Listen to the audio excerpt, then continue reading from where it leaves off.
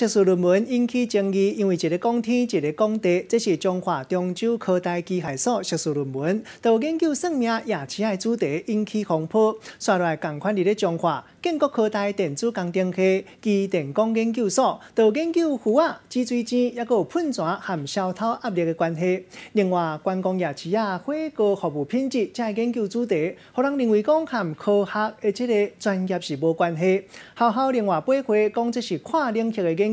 教育部即摆经邀请专家学者来进一步审核。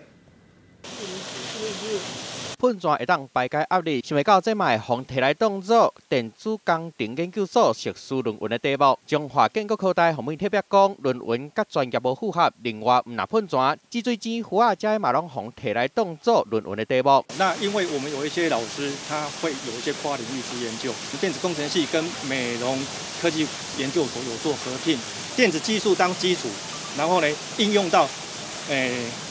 生理输液啊，或者是那个。生医工程啊等等，学校赶紧跳出来解说，讲迄当阵的指导教授已经退休啊。不过其实另外一个机电工系统研究所嘛有出现研究中华夜市的论文，雄雄一个看，论文甲学的物件完全无关系。我们在97年到101年，我们有设立科技管理组，指导的老师呢都有管理的背景，所以他指导的题目呢。会跟管理这个属性比较对接，觉得应该车要相关的，